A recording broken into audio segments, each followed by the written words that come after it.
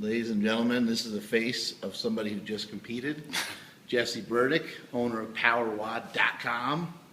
And he's going to share with us today some information about how he did at the meet and how some of his people did at the backyard meet of the century. Backyard meet of the century. So big thanks to Mark Bell and Kara Weston for putting that on. It was a great meet, huge meet. Some of the best raw lifters in the world were there. It was a lot of fun. It was great to get to hang out, talk, rub some elbows with them, and just kind of watch some of those guys. Like Mark has explained, and we'll get that footage up here pretty soon. The deadlift warm-up room was complete insanity, something I've never seen before. But my gym, CSA gym, we had a lot of competitors, a couple of raw guys on the first day. Raw. They competed. Lars ended up hitting the American record, 6:06, I think for a junior raw record at a 181 or 198. My other guy, Sean, did really well. My one client, Mark, hit all PRs. I hit all PRs. I went 876, 628, and 815 for 2318 total. Just missed 854. I've had a couple of questions from people saying, why did I make that jump from 815 to 854? There's a bunch of numbers in between there I could have taken. See those paws.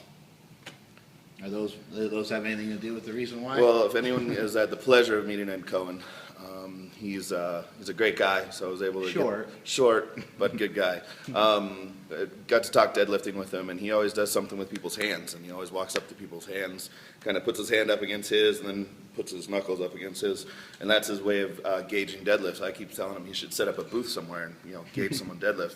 So went up and did the whole, and he was doing that. He was talking about Blayev and a couple other people that he's done that with. He says he's right on. So I said, what am I going to pull in November? He said, you'll pull 854. So I put 854 on the bar. That son of a bitch was a liar because I just missed it by this much. But I think it's more of a technical error than anything else. But that's why I made that jump. The next day, I had a bunch of girls going, my ladies going. So we had Jessica Fitzgibbons, who ended up in her second week. Hot. Totaling, she's actually on a plane to San Diego with Kelly Surratt right now. She ended up in her second meet totaling elite in the raw powerlifting, at raw SPF division. Jessica Gray, also hot and a gymnast, totaled in her third or fourth meet, totaled elite. It's something she's been shooting for at 97 pounds. It was a pretty brutal cut, but she ended up getting down there. And after her deadlift, she did a back handspring, which was pretty amazing. She looked so fat after the weigh-in. After she started eating, she just really ballooned up. Almost to like 100 pounds. She went and got to like 101. Yes. Like, man, she's looking big. I know, she looked huge. Kristen Newman. We also had Tara from CSA. It was her first meet, so she got a lot of, hit a couple of PRs, had a lot of good experience, had a lot of fun, which was cool. Kristen Newman didn't have the day she wanted to. She squatted well. Bench wasn't there, and by the time she got around to the deadlift, I think she was just really tired, so she pulled 350 and then kind of shut it off from there. Big star of the meet, I think, stole the whole day was Joanne Ada. Every lift that she made was either a state American record from her squat bench, deadlift and total. She ended up setting the world record total as well. Took a run at a 390 deadlift, which would have been the world record as well. So she had an amazing day. So overall, great lifts from CSA.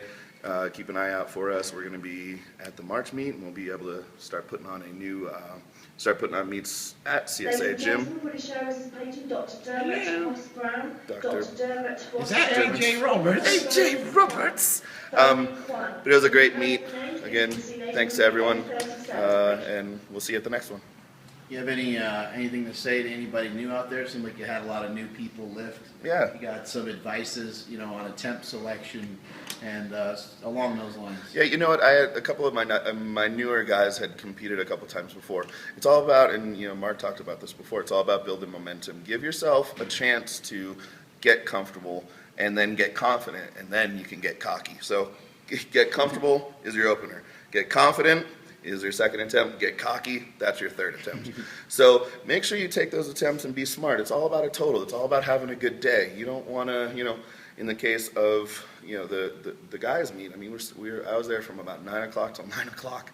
That's a long, long day. You got to just really plan things out and be smart about your attempts. Some of my other guys at the last meet would make these really, really big jumps and they end up missing something. So, you pare those back a little bit, you start making attempts, you just start building towards a total, and it just gives you confidence. And I mean, this is something what Jessica Gray did. She took her opener, missed her second, had to take it again on her third, but that time she made 2 out of 3 lifts. She made all 3 benches, and then she ended up making all 3 deadlift attempts. She set herself up by going for a PR deadlift with like 240 or something along those lines. I think 248. It's a pretty big jump for her, but her goal was to total elite.